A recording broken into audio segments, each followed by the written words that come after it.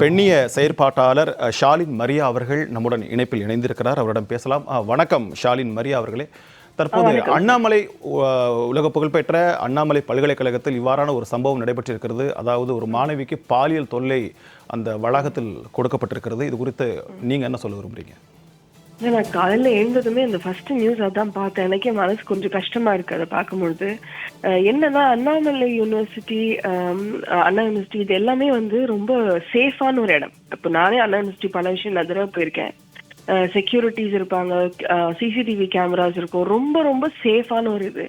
இப்போ உங்க செய்தியாளர் சொன்ன மாதிரி கடந்த 2-3 மாதங்களுக்கு முன்னாடி தான் இன்னும் செக்யூரிட்டியை அதிகப்படுத்தி இருக்காங்க. இன்னும் அதிகமான கேமரா, இன்னும் அதிகமான ஒரு செக்யூரிட்டி அங்க அதிகப்படுத்தி இருக்கும் போல இந்த ஒரு விஷயம் நடந்திருக்குது அப்படின்னா இது தீவிரமா திட்டமிட்டு செயல்பட்டிருக்கு. இது ஒரு விஷயத்த திரும்ப திரும்ப நமக்கு சொல்லுது. என்னன்னா இது லா அண்ட் ஆர்டர் இருக்கு இல்லையா, சட்டம் ஒழுங்கு வந்து ரொம்ப கேவலமா இருக்கு அப்படின்னு தான் நான் சொல்ல முடியும். இது இந்த ஆட்சியை நான் குறை கூறணும் அப்படின்னு இல்லை, பட் நடக்கிற ஒரு நிகழ்வுமே பாத்தீங்கன்னா தொடர்ச்சியா திமுக அரசுல பெண்களுக்கான பாதுகாப்பு இல்லை, இளைஞர்களுக்கே பாதுகாப்பு இல்லை.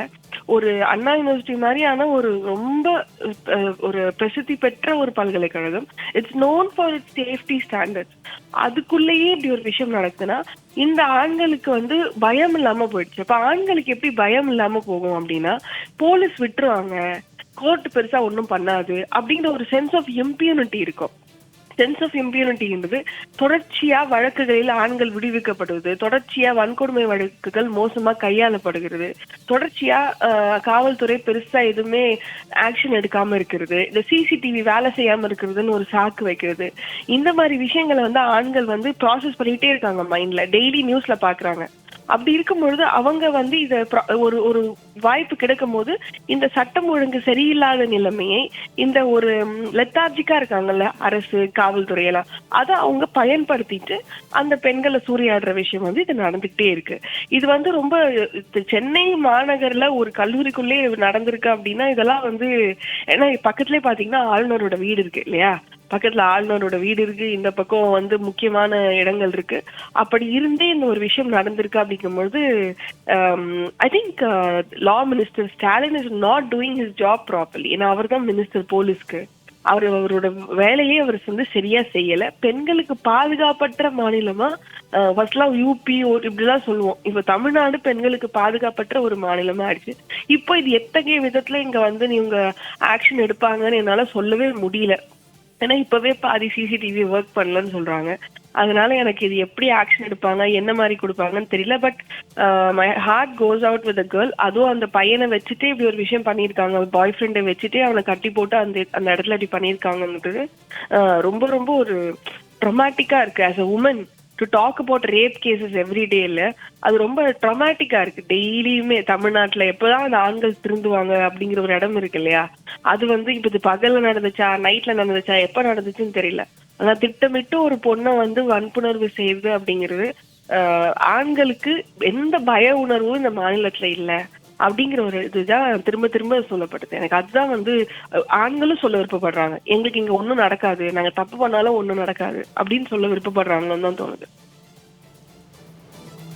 அதே போல ஷாலின் மரியா, இந்த பாலியல் வன்கொடுமை சம்பவத்தில் வெளியாட்கள் ஈடுபட்டிருந்தால் அது பாதுகாப்பு குறைபாடு தொடர்பான ஒரு சம்பவம். ஆனால் இந்த ஒருவேளை இந்த சம்பவத்தில் மாணவர்களே ஈடுபட்டிருந்தால் ஒரு சக மாணவியை பாலியல் வன்கொடுமைக்கு உட்படுத்தக்கூடிய அந்த மனநிலையை நீங்க எவ்வாறு பாக்குறீங்க? அது என்ன காரணமாக இருக்கும்?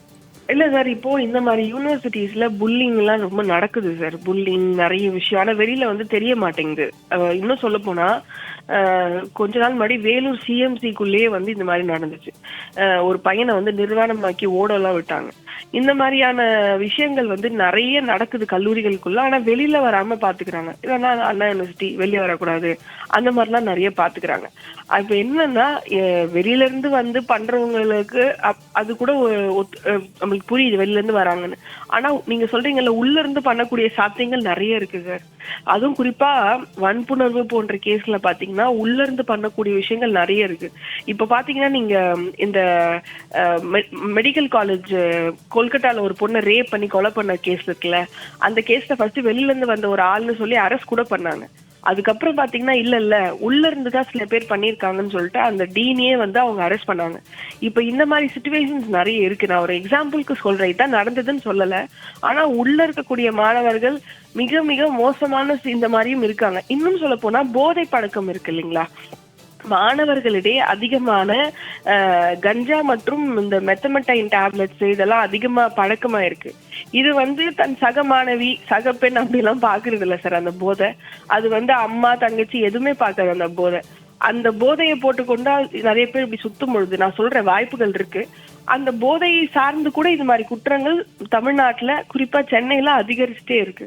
ஸோ நீங்க சக மாணவர் செஞ்சாங்க அப்படின்ற வாய்ப்பு அதிகமாவே இருக்குன்னு தான் நான் நினைக்கிறேன், வெளியில இருந்து வந்தவங்களை விட. ஏன்னா செக்யூரிட்டிஸ் இருப்பாங்க, இது உள்ள இருந்தே அந்த பெண்ணை கண்காணிச்சிட்டு இருக்காங்க.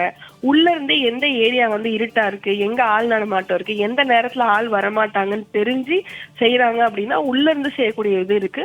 இது இப்ப படிக்கக்கூடிய மாணவர்கள், படிக்கிற மாணவர்களே போதைக்கு அடிமையாகாமலையோ கொஞ்சம் வக்ர மனநிலையில ஆணுங்கிற மனப்பான்மையில இருந்து ரொம்ப மோசமா நடந்துக்கிறாங்க. அதுதான் உண்மை. இது நான் திரும்ப அதான் ஃபர்ஸ்ட் சொன்ன பாயிண்ட் தான். நான் ஆம்பளை, நான் என்ன வேணா பண்ணுவேன், நாளைக்கே நான் வந்து ரேப் பண்ணிட்டு ஜெயிலுக்கு போனா கூட எங்க அம்மா என்ன பெயில் எடுக்க வருவாங்க அப்படிங்கிற ஒரு எண்ணம் இந்த இளைஞர்களுக்கு மனசுல இருக்கு. அந்த தைரியத்துல தான் இந்த மாதிரியான குற்றங்களை திரும்ப திரும்ப இழைச்சுக்கிட்டே இருக்காங்க. இப்ப ஆண்களை வந்து நம்ம திரும்ப வந்து அவங்களுக்கு இந்த பாடம் எடுக்காம ஆண்களை சரி பண்ணாம நம்ம பெண்களை மட்டுமே பத்திரமா இருங்கன்னு சொல்றதன் மூலமா இந்த கிரைம்ஸ் கம்மியாகாது சார். முழுக்க முழுக்க மாணவர்களையும் குறிப்பா ஆண்களுக்கு நிறைய சொல்லி கொடுக்க வேண்டியிருக்கு. பெண்களை போக பொருளா பார்க்காம அத்துமீறாம ரெஸ்பெக்ட் மரியாதை எப்படி பாதுகாப்பா நடத்தணும்னு ஆண்களுக்கு சொல்ல வேண்டிய ஒரு கட்டாயம் இருக்கு சார். இணைப்பில் வந்து உங்களுடைய மேலான கருத்துக்களை பகிர்ந்து கொண்டமைக்காக நன்றி ஷாலின் மரியா. Thank you sir.